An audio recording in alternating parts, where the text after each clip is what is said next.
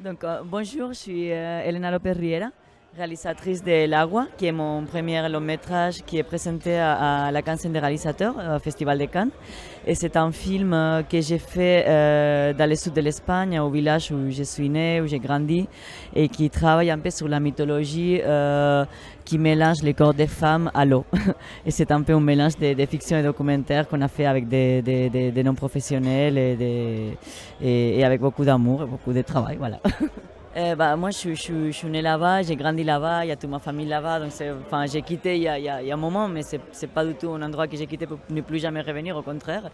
Je n'ai rêvé d'une chose que quand j'étais là-bas, c'était de partir, comme l'héroïne du film, mais je n'ai rêvé d'une chose depuis que je suis partie, c'est de revenir. Donc, il y a toujours un peu cette malédiction de l'exil, non, qui me poursuit, mais qui m'intéresse aussi beaucoup comme matière pour le travail. Du coup, ça c'est une partie très importante pour moi, mais aussi ce qui a été très important pour ma formation et pour mon envie de faire des films, c'est tous les récits avec lesquels j'ai grandi, surtout les récits qui m'ont été transmis par des femmes, par ma mère, par ma grand-mère, par mes tantes, par mes voisines. C'était une façon de raconter le monde qui ne faisait pas du tout de différence entre les réels, les mystiques, les fantastiques, où vraiment tout était mis dans à la même hauteur. Et moi, cette façon d'introduire tous les éléments fantastiques dans la vie de tous les jours, ça me passionnait, ça me passionne encore, et ça me questionne surtout. Parce que maintenant, je me dis pourquoi ces femmes, ils avaient autant besoin de magie. Je pense que maintenant que je suis plus grand, je pense que la réflexion que j'ai me fait, c'est que leur vie est tellement dure, tellement dure, ils s'en donnent tellement à tout le monde, ils travaillent tellement pour tout le monde qu'à un moment donné, tu as besoin d'un échappatoire, d'un bout de magie pour t'attacher à quelque chose qui ne soit pas de l'ordre de la stricte réalité. Je ne sais pas si c'est réussi, en tout cas on a essayé de pas être trop explicite, mais aussi parce que moi je viens de documentaire principalement, même si ça peut sonner un peu bizarre ça peut paraître un peu bizarre pour quelqu'un qui veut faire un film fantastique. Mais en fait, non.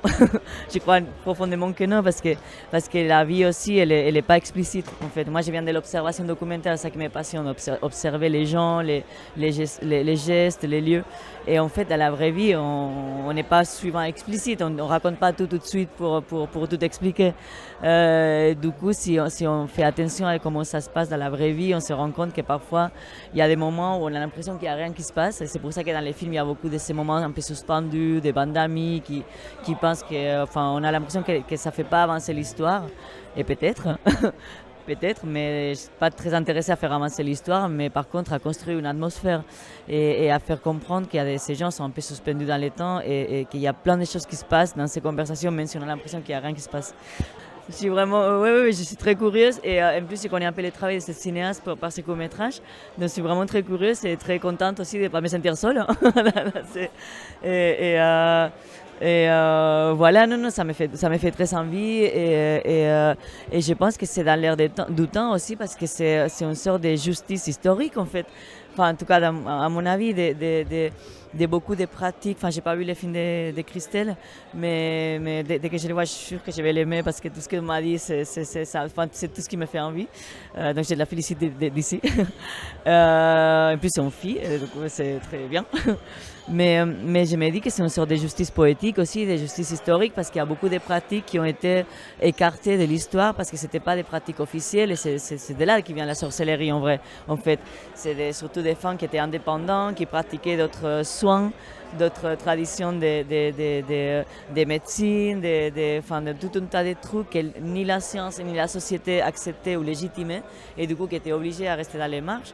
Donc je pense que c'était déjà l'heure que ça change et qu'il y a aussi des regards qui se posent sur des pratiques qui étaient dans les marges de l'histoire en fait. Et moi, ça, je les vois comme ça. Après, on n'a peut-être pas assez de perspectives historiques pour comprendre pourquoi il y a cette revival et tout ça, et un besoin de magie de partout en fait, aussi d'horoscopes. D'un coup, tout le monde connaît l'horoscope par cœur et des choses qui il y a 20 ans auraient été ringards.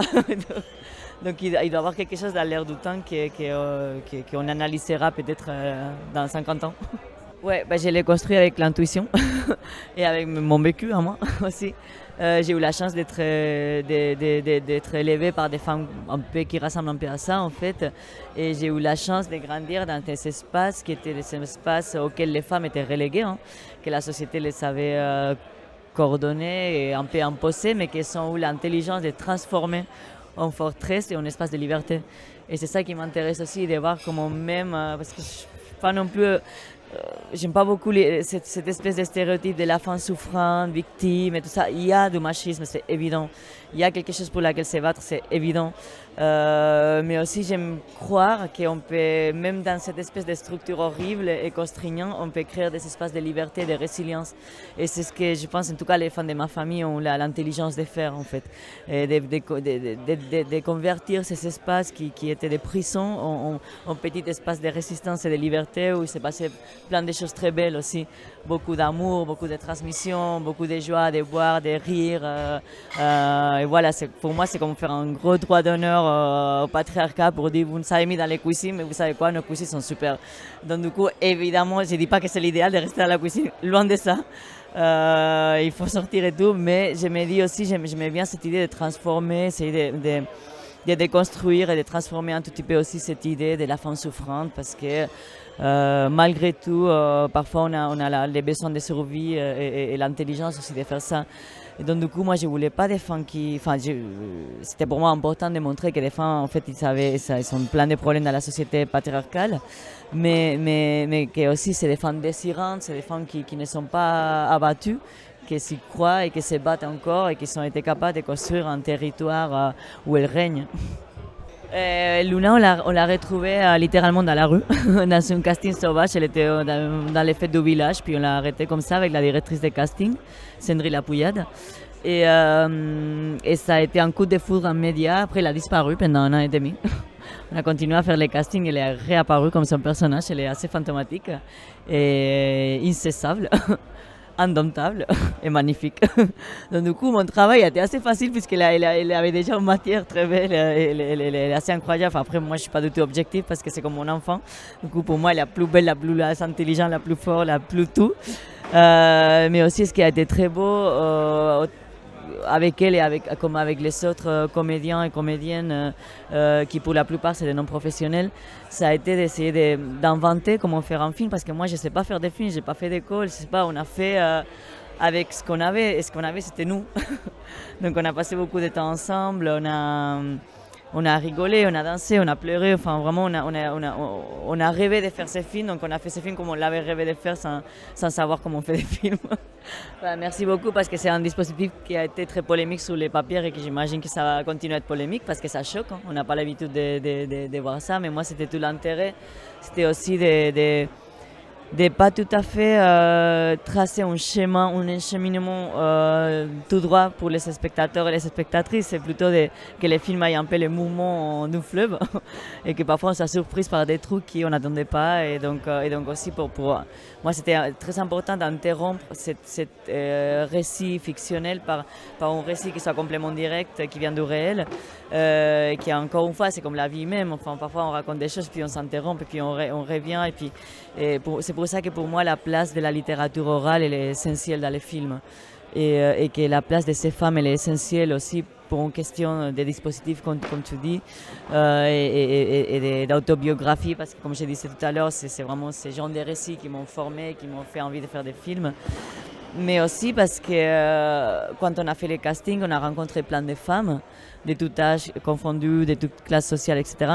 Et pour la plupart d'entre elles, elles me disaient, après avoir fini les castings, mais moi je ne peux pas faire les films parce que je ne sais pas parler.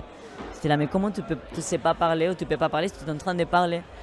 Et ça m'a fracassé parce que je me dis, putain, mais qu'est-ce qu'ils doivent croire comment fonctionnent ces mécanismes pour qu'elles croient que leur parole n'est pas légitime. C'est pas seulement qu'elle n'est pas légitime, mais c'est qu'elle n'existe pas, qu'elle n'a pas possibilité d'exister. Et ça, c'est très fort. Donc, du coup, pour moi, c'était une question politique presque d'introduire ces paroles de la façon la plus simple et la plus old school possible. Donc je ne sais pas si ça marche ou pas. Sans doute, il y a des gens qui ne vont pas aimer, à qui ça va choquer, etc. Je l'assume, je suis prêt au dialogue, au débat, j'assume la critique, mais j'assume aussi la nécessité pour moi d'introduire cette parole d'une façon très franche. Et moi, je pense que j'ai l'air de ça, parce qu'elles m'ont donné beaucoup, ces femmes. Si on fait des choses, c'est pour apprendre et pour changer d'idée aussi, pour changer d'opinion, sinon ça ne sert à rien.